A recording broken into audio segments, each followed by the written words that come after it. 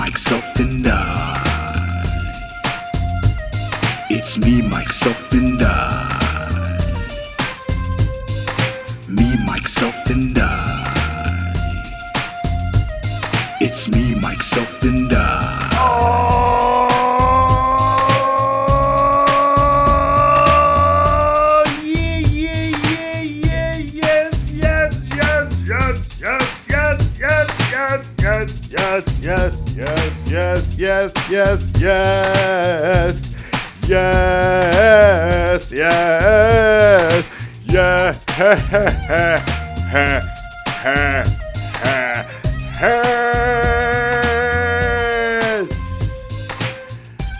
welcome back. You are listening to another exciting episode of Me, Myself, and I am your host, Mike Betancourt. Episode Noventa Uno. That's episode 91, ladies and gentlemen. Episode 91. Ooh. Getting close to 100, and I have no idea what I'm going to do for my 100th episode. I have no idea what I'm going to do. I had some ideas. They didn't fall through. They didn't work, and I have no idea what I'm going to do. I don't know what I'm going to do, but I don't care because I'm here with you, Emma Mikers. Emma Mikers are back. We're here together as a family, as one, as friends, as you and I, loving each other, living in love. I don't know. I was trying to get living in America. I was trying to throw that in. Living in America until Iran takes over. Living in America. Eye to eye. New York City. Baghdad. That's not in Iran. USA. Living in America until Iran takes over. Happy New Year. Hello. Happy New Year. Happy New Year. Happy New Year. Happy New Year. Excuse me. Excuse me. Hello? Did you hear that? You're going to have to forgive me. I have a new microphone, ladies and gentlemen. And I sound smooth and suave. But if you can hear that forgive me. Because that's what 2020 is all about, ladies and gentlemen. 2020. Oh my God, what the hell am I doing? 2020, there we go. 2020 is all about forgiveness. Forgiveness, don't judge, and let's have a good time. Okay? We have to do that. By the way, Happy New Year! Happy New Year! Happy New Year! Happy New Year! Happy New Year to each and every one of you. I hope you guys had a wonderful New Year's Eve. I hope you didn't drink and drive because it was on a Tuesday/Wednesday. And there's no need to drink and drive. There was no need to party hard on New Year's Eve, you know. I had a wonderful New Year's Eve. First of all, I want to thank Bob Johnson and the wonderful people of the Martinez Campbell Theater for having me headline New Year's Eve. That was a huge honor. I truly enjoyed it, and I truly enjoyed working with all the other comics. Susan Maleta, Jimmy Earl. Oh, my God. Let me tell you guys something. First show was amazing. Sold out, packed to the brim. I'm chilling backstage, right? Can you guys? How about that? How about that? How's that? How's that? How's that? How's that? How's that? How's that? I don't know why I'm saying that. How's that? Sorry. Anyways, I'm still learning this new microphone. Anyways, it was a packed show. I had a lot of fun. I had so much fun. Anyways, I'm chilling backstage. I'm listening to all the comics do extremely well. I'm very happy. Jimmy Earl, my feature act, as soon as he went on stage, they instantly connected with him. They loved him tremendously. Just blew it out of the water. He gets off stage. I'm giving him a high five backstage, and I'm saying, hey, man, great job. And he's like, oh, thank you. Appreciate it. And then they call my name. And as soon as I went out there, I don't know what it was, but I didn't feel connected to these people. I was making them laugh, and I was having a good time, and I was truly enjoying myself. But I know what it feels like to have a connection, an engagement with the audience. And it was bugging me for about 5-10 minutes in. And then I let it go. And then I just kept going and kept going and kept doing it. And just, the set was great. I had a good set. But when I'm performing stand-up comedy, I feel the audience and the audience feels me. And it feels like we're one person. I didn't feel that with the first show. People were laughing. We're having a good time. But something made me not connect with it. And I got off stage and I was like, what the hell did I do wrong? What did I do wrong? I had a great time. What did I do wrong? And I come to find out the next day that Jimmy Earl got a standing ovation right before me. Right before me. He got a standing ovation. I'm like, I couldn't believe it. And it makes sense.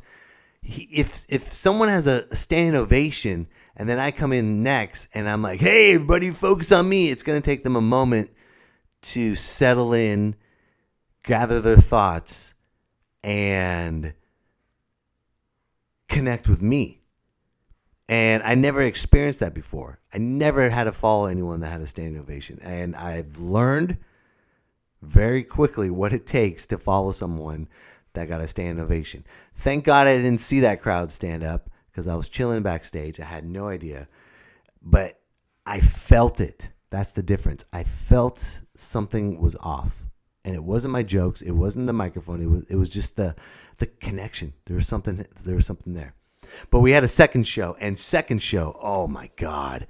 Second show was just absolutely amazing. Everything worked. Everything clicked. That engagement, that interacting with the crowd, all that felt amazing. It was perfect. I redeemed myself. And I had a wonderful time, ladies and gentlemen. I had a great time. And it was fun. I think the best part about the New Year's Eve show was me meeting and greeting people after the show. And we had a good time, and everyone thanked me. But there was this one person that I truly, truly appreciated. His name is Mario Schamer. He is a local artist. Unfortunately, years ago, he suffered from a car accident and had a horrible brain injury, and he hasn't been the same since. He's a different person now. But he came to the show. He was on a walker, and he came to the show. He sat right in the front row. Unfortunately, Mario could barely speak, but the beautiful thing about Mario was I can hear his laughter.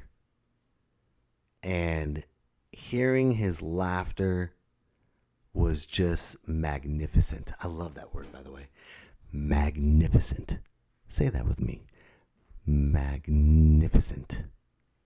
It was magnificent, ladies and gentlemen. I am a fan of Mario Schamer. Unfortunately, I haven't got a chance to see his artwork, but just for that man to come out that day, sit down in the front row, and just simply enjoyed everything I had to say was well worth it. Thank you, Mario, for laughing.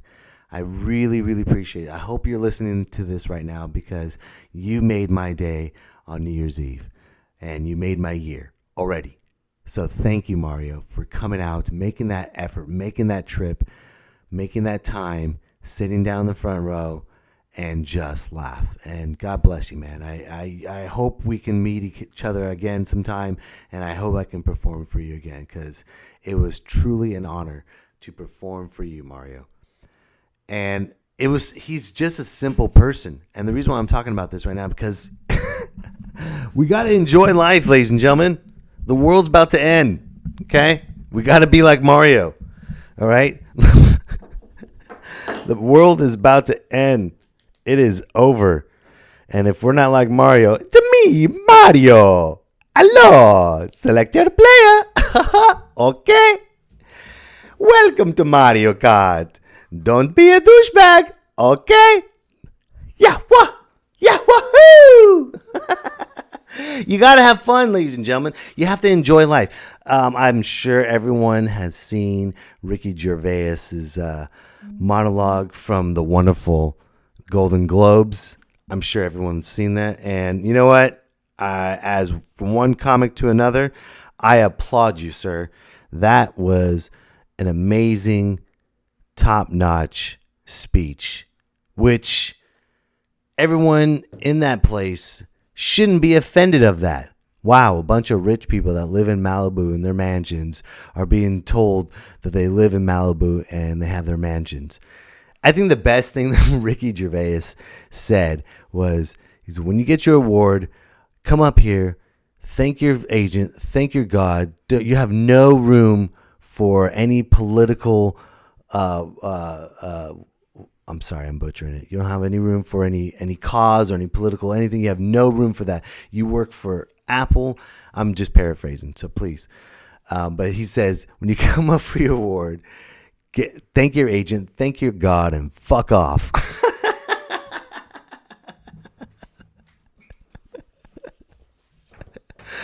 And people were getting offended. He got so much backlash for that. For God forbid he spoke the truth on stage at an award show. It's, I love movies. I think it's fun, but people are taking these award shows way too seriously. You're getting an award for being fake. Okay? You're getting an award for being a fake person. You should lighten up. You should have a good time and say, wow, thank you for this award. I really appreciate it. And laugh. It's a comic. It's a comedian. He's not, I don't know, locking kids in cages. He's not sending missile strikes to Iran. He's not doing any of that. He's speaking the truth and having a good time. And I think the best thing about World War III that's about to happen, I think the best thing about that, ladies and gentlemen, and the micers, is people can stop being a fucking pussy. I think the era of the pussification and the PC culture and the cancel culture is finally coming to an end. Man up, woman up, be strong. Because if you're going to get offended over words, what's going to happen when World War III breaks out and the Iranians are coming over here? We are not Iranians. We are Persians. We're Persians. Hello. We are Persians. Okay. You come to Iran. I mean USA. USA is now Iran. We would like to take over. We are here to take over. Hey. Welcome to me, myself, and I. Hello. Rossi, Hedi, Falusi, Yashalmuta. Better start learning the language now, ladies and gentlemen.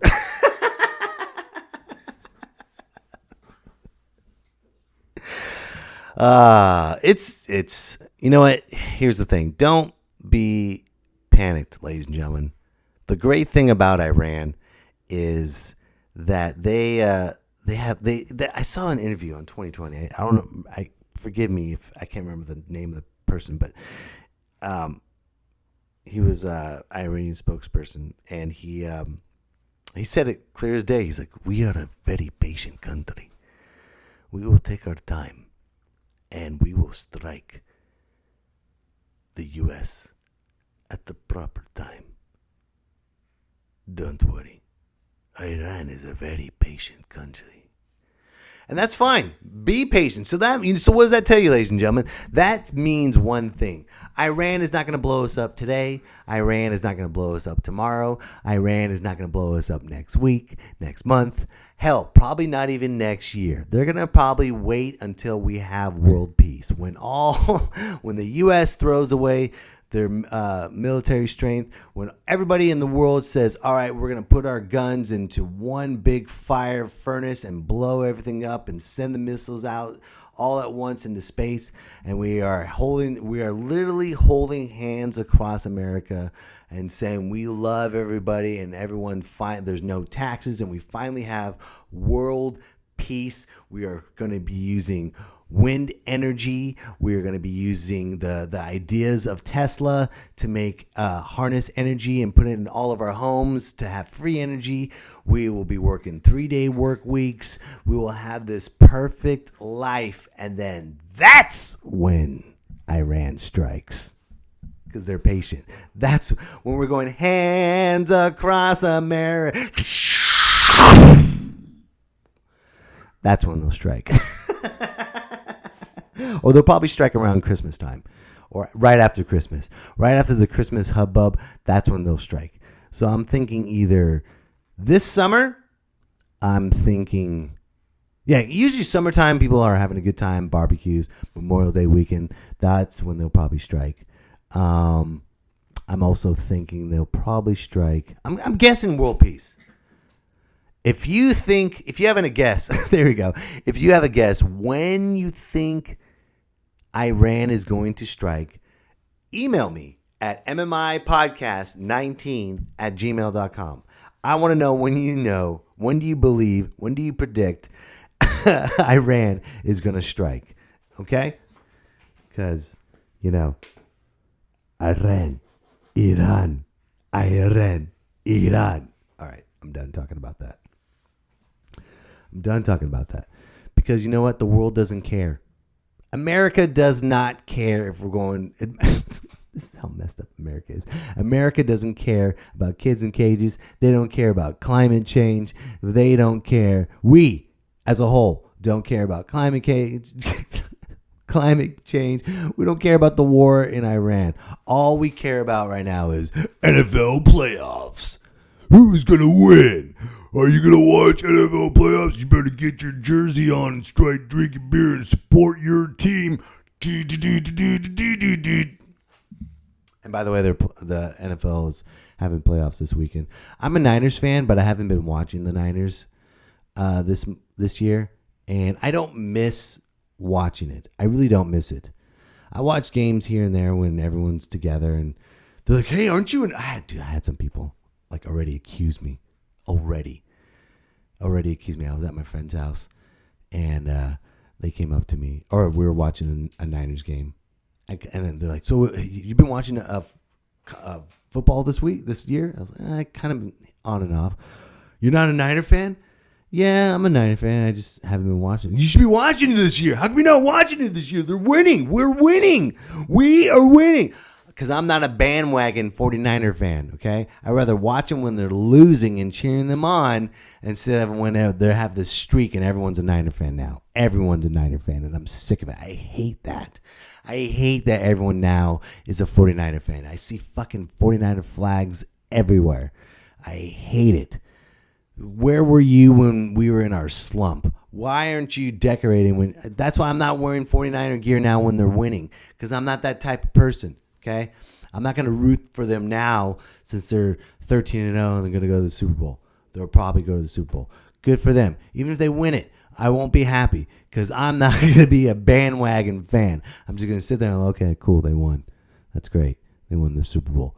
And then next year when they lose, I'm going to be like, Niners!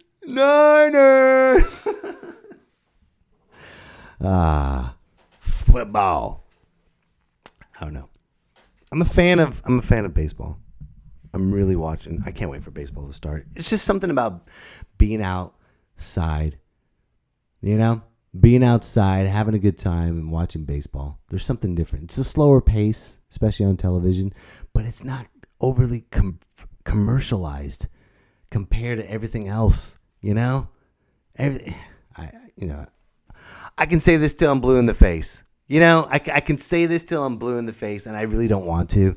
This is what this podcast is not for. I'm not here to go, blah, blah, blah, the bureaucracy, and this, and too much commercial, and you can't watch this because it's commercialized. You can't even do anything then. You can't even do anything. If you watch a movie, it's you're supporting sweatshops. If you're eating McDonald's, you're supporting all the animals that are being brutally murdered for this. If you're watching football, it's overly commercialized because you're supporting a cause that doesn't believe in Kaepernick's cause. What can you do? What can you do right now that you will not be judged on or no one's going to look at you the wrong way? Rowing a boat? Oh, it's going to mess up the current and the fishes are going to go left and right instead of downstream. There's nothing you can do.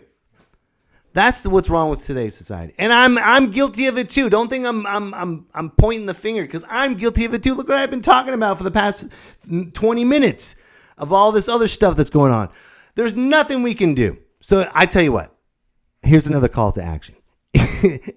If you find something that people can do without being judged or criticized or being cynical on, please email me. Let me know. Because hacky sack? No. Oh man, look at him. He's got a hacky sack. What, he's stuck in the 90s? Is he smoking weed? Is he this? Is he that? What is he? You can't even play hacky sack again anymore. You can't even do that.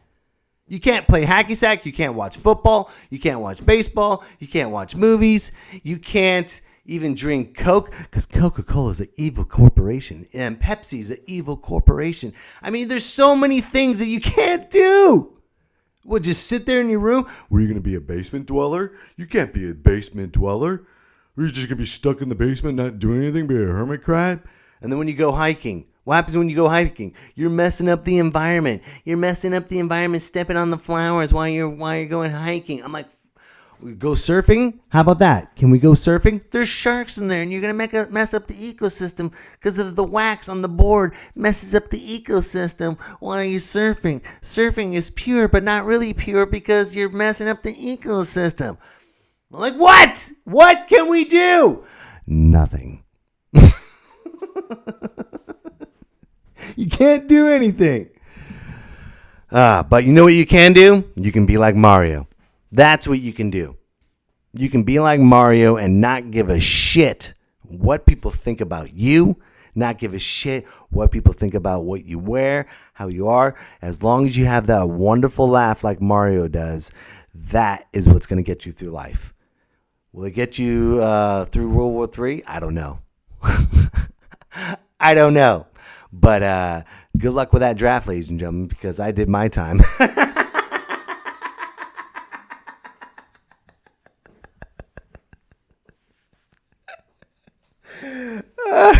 I did my time. I don't have to go back.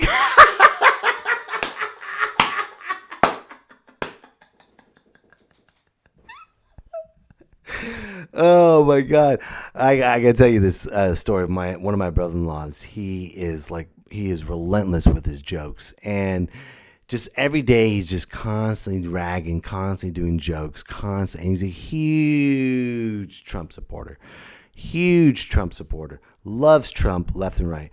And I don't mind him ragging on me. I really don't mind it. It's fine. But the other day he came over and my daughter was coloring in this coloring book. And it has different cultures of Dominican, Mexicans, just different Peruvians, all different cultures of Latin America. It was a really cool coloring book. And he just decides to freaking do a joke on that. He's like, oh, by the way, you're going to hang out with those minorities? Make sure you go around the line with those minorities. And first of all, hold up. You don't have that sense of humor with my daughter. You don't. She's 9. Okay? I don't want to hear that in my house. And she's half Puerto Rican.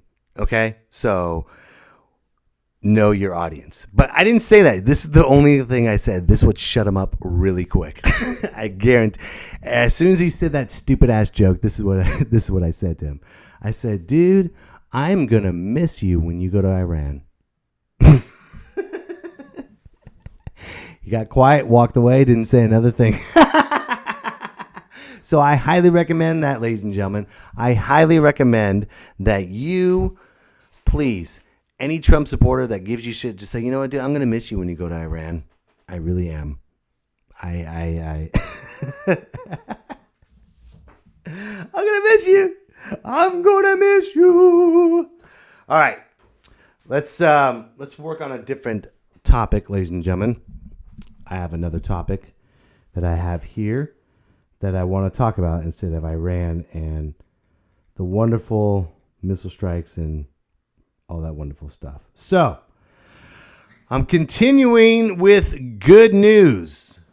And good news starts right now. Okay, here's the good news. Okay, I found this online. I think this is great.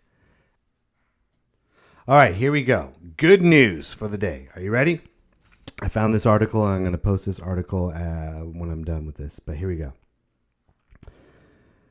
Usually doctors and nurses are the heroes in a hospital. For two young boys at a Cincinnati Children's Hospital, it was a housekeeper who made a huge impact on their lives. KJ Upshaw is a floor tech in the hospital's environmental service department, but he refers to himself as a housekeeper. While working in the bone marrow transplant unit, Upshaw met two special patients. One was Cohen Bromley. I kept running to him a couple days, and I noticed he had a lot of Legos in his room, and he likes to build them, Upshaw said in a video produced by Children's Hospital. I eventually end up grabbing his laundry and going right next door, and there was another kid about the same age as him doing Legos. The kid was Keegan Adkins. Upshaw told the boys that he should show each other their Legos, but there was one problem. They were both in isolation to protect against the infection. I should protect my grammar. The boys couldn't visit each other or meet in the playroom, so Upshaw found a way to connect them through the window in their hospital door. The boys were separated by a wall, but could still see each other building Legos. So basically, these two patients had their doors and windows closed, and this housekeeper opened up their windows so these patients, these boys, little boys, can communicate through a window and see each other and stacked Legos. And there's a video about these boys, and their moms are going to have a play date when these boys get better. And it's such a beautiful, heartfelt, wonderful, warm thing to see two total strangers from the same hospital, not even knowing each other, but they had one thing that connected to them, no pun intended, was Legos and their imagination. Isn't that beautiful? Isn't that great? No missile strikes, no re-election, no pointing the finger, no saying this, no saying that, no saying you can't do this, no judging, nothing, just pure love and fun. There's nothing wrong with, and I'm so glad I found this article, and I'm going to continue with these good news. And I want you to spread that good news everywhere you go. So you need to learn from these kids is build a wall between each other with Legos and laugh like Mario. So, all right, folks, I'm going to get going. But listen, thank you so much for listening to me, myself, and I. I really, really appreciate it. I hope and I wish you the wonderful best that's coming out this new year. It's 2020, ladies and gentlemen. Let's stay positive. Let's love life.